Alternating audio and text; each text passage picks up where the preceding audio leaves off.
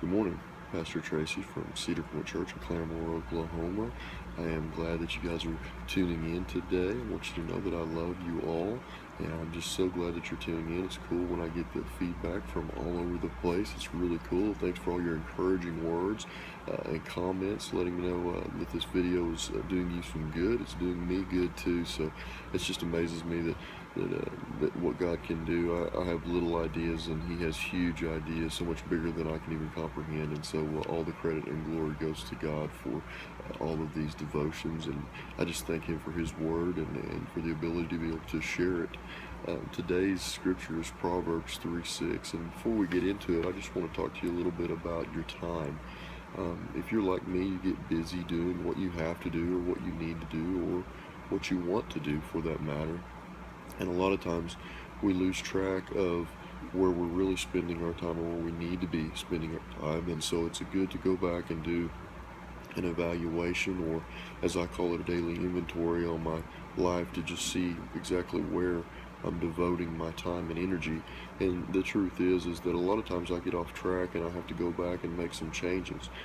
Typically, things will start going maybe a little bit wrong, or my days won't be as good as they could have been, and that's a good time for me to go back and start looking at what I've changed.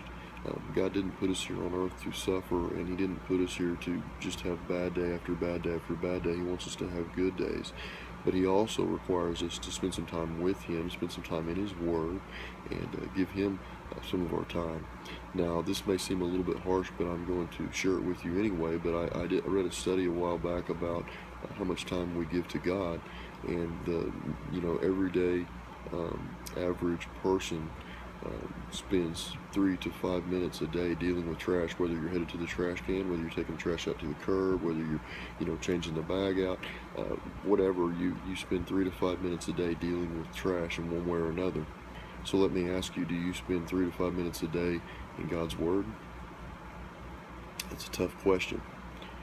So when you look at your life and where you devote your energy and your time, is it really towards God, or is it towards you or what you want, or is it all based upon this world and what they require of you? I mean, those are tough questions, but they're questions that we need to ask in our daily inventory, just to see if our life's on track, if we're doing what we should do. If you want the wonderful results that God has for you, as I do, then we have to strive to be the person of God that He created us to be. Now, Proverbs 3:6 says, "In everything you do, put God first, and He will direct you and crown your efforts with success." So I would venture out there to say, if you're having trouble with success right now, it's time to start devoting some more energy towards the Lord. Let Him be a part of what you're doing. It says that He'll crown your efforts, which means that He's gonna make your efforts worthwhile, and He's gonna crown them with success, which means that you're gonna be successful. So I just want to encourage you today: put God first. Make Him first in your life. Allow Him to be a part of your decision making. Allow Him to be a part of each and everything that you do.